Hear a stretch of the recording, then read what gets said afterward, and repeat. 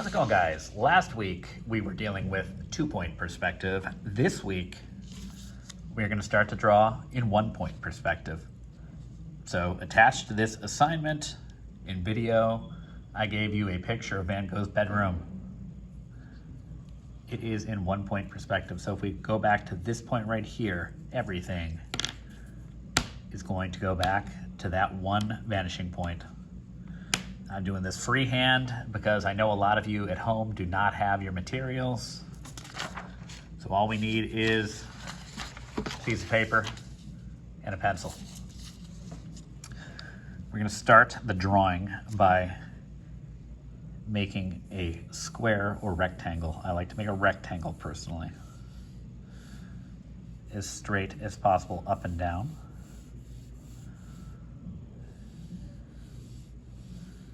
And then as straight as possible side to side.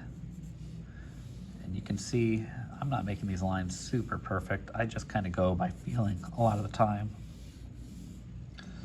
So here we have a back wall. This is going to be the back wall of our bedroom. Then we are going to draw an X.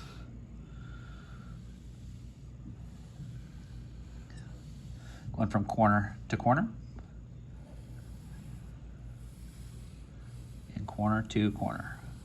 This right here is going to be the spot everything in our drawing goes back to. And continue that X out towards the sides of your paper. If you have a ruler, you can use a ruler.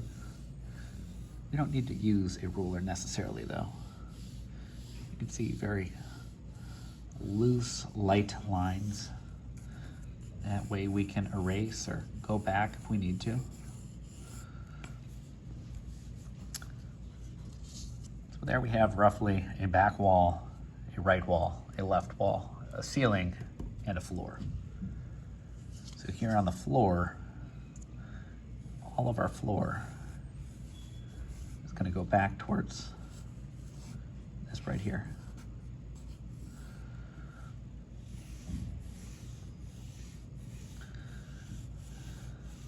Everything's going to go back towards that.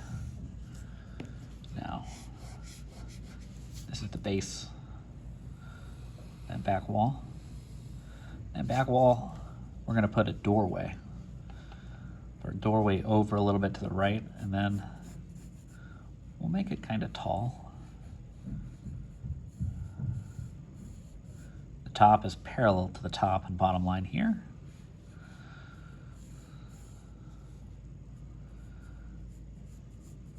We'll give the wall a little bit of thickness.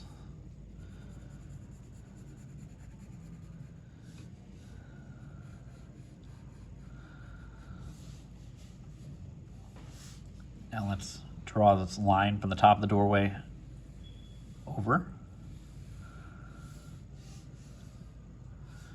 Then once we've drawn it over, we can think about where a door on this wall would go. So we have the line over to this line. On that back wall, at this height is going to be where our doorway is. So we just take that and continue out, and that's our door in perspective, because if we remember from the other week, things that are further away get smaller and things that are closer get bigger, and that's why we have big, smaller, smaller, smaller, smaller, smaller. So we have this doorway angle. We know exactly what that angle needs to be. Get vertical. Once again, give this doorway a little bit of depth.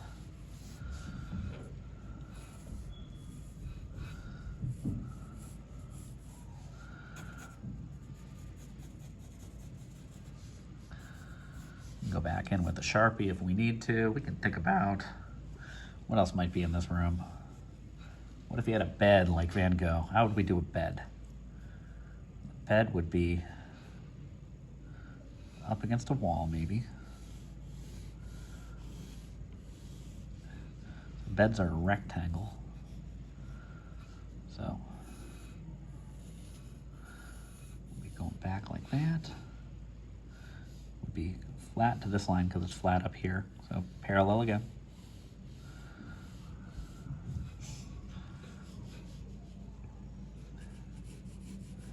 To make a bed, we'll just make like a flat cube, a flat rectangle, if you will.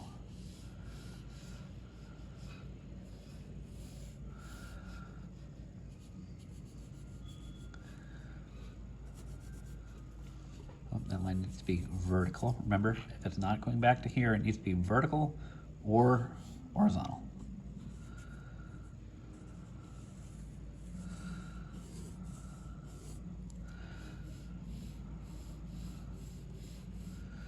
There we have a cube where we could put a headboard, kind of like Van Gogh's.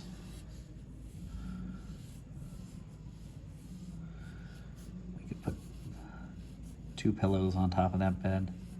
I'm not really worried about this part, guys. I'm more worried about, can we think about where our things go and if everything can go back to here. So we have this vanishing point. We have a doorway going into another room. What's going on in this other room? Could we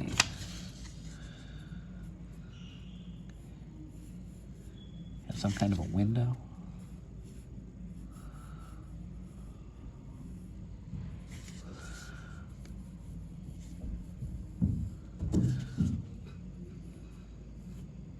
Everything needs to go back. It's tough to not use a ruler, but I understand if you don't have a ruler. If you have a ruler, you can try doing it with one. I just don't have that expectation of you, so I'm not going to use it when I'm showing you how to do it over here. Let me make this a little bit taller than, oh, it already is taller than the bed.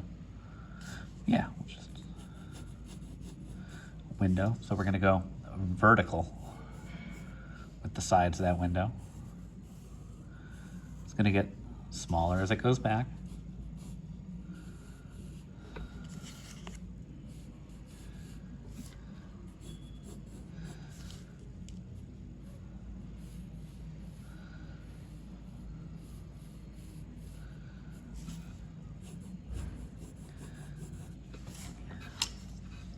Window, a bed.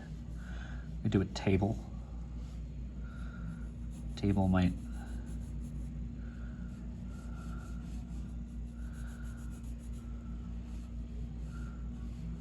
start right here, be, remember, completely horizontal, and then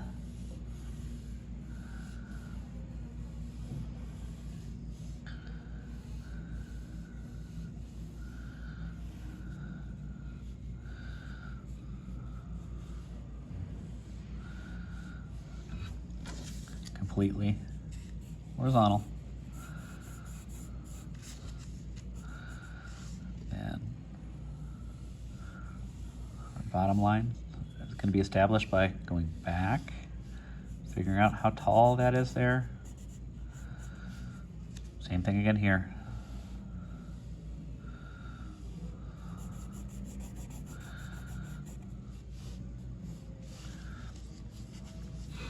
Ceiling.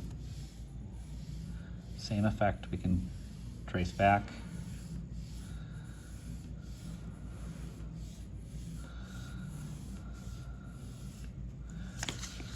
We can erase right here because this is our back wall, like we were saying earlier.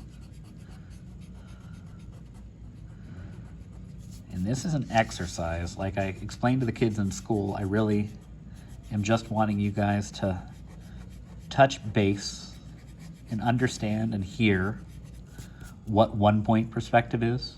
Once we've touched on it, you've heard a little bit about, that's all I really want. I want you to be able to go to art class in 9th grade and somebody says, do you know about perspective? You say, yeah, I know about perspective. Like, we did a little bit of 1-point, we did a little bit of 2-point. Like, I know what it is. I've tried it. So now we're going to make this a little bit cleaner. This line right here, the top right part of this X that we made, this is where our right wall meets our ceiling. We have where the right wall meets the back wall.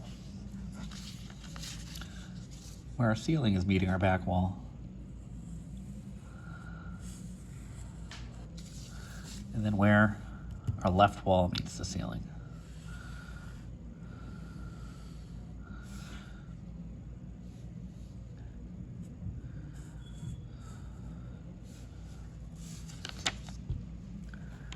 Let's see. A little bit of a headboard thing going on here.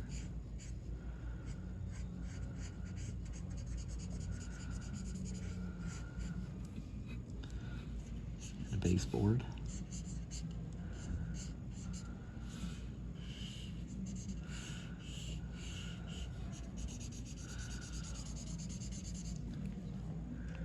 As for our bed, our bed had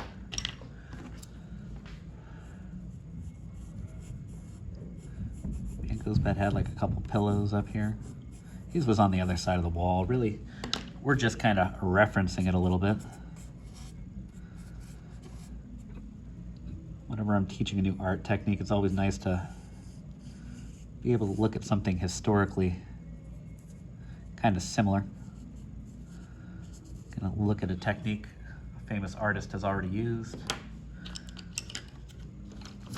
Kind of do it in the style of. So 1 point perspective, I personally always think about Van Gogh.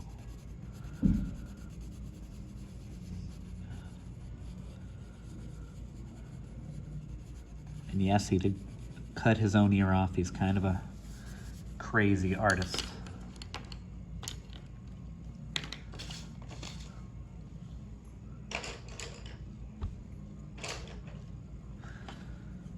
So I'm just coloring in here. I would like it if you guys could do the same, if you have access to some colored pencils. Maybe you do, maybe you don't.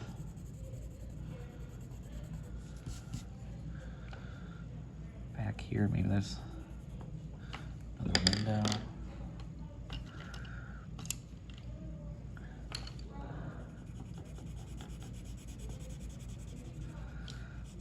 Because this is an exercise, I'm not necessarily going to grade you on how clean it is. I just really want you to make a good attempt at making everything go back to this one line right here, this one mark, because we are trying to draw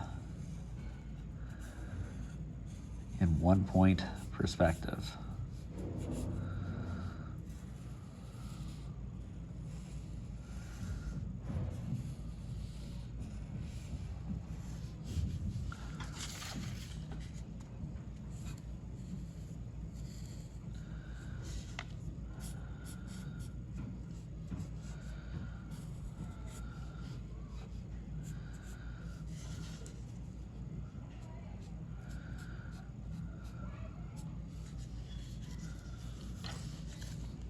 We can think about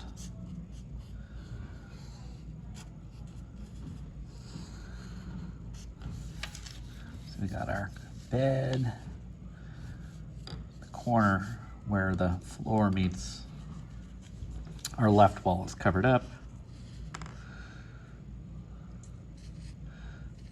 These floorboards get wider when they're closer because they're all going to go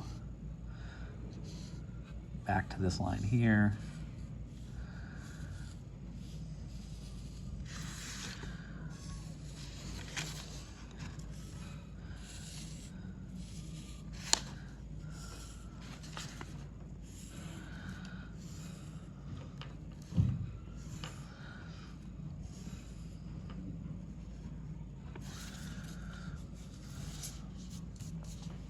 Maybe we want to do some kind of a painting. This is not going to fade back. This is going to be on the back wall, so it's not going back any further. We are facing it. It can be squared up. Maybe it's some kind of a landscape.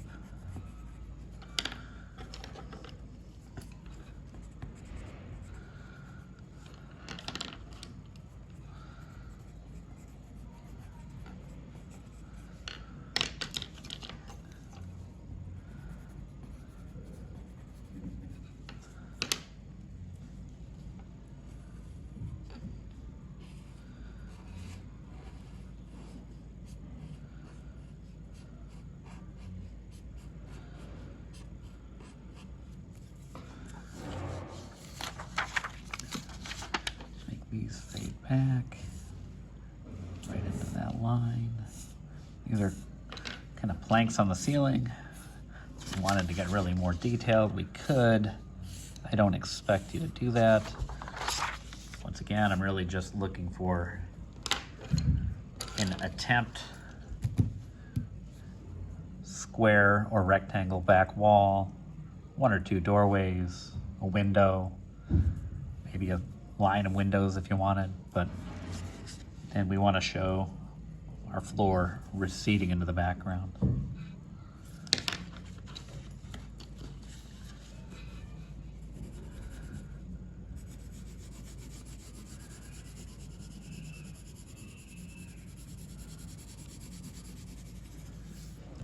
So, not a super in-depth project or exercise, just something I really want you guys to touch on before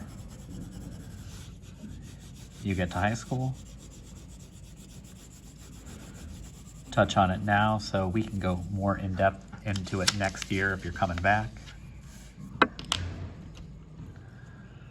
But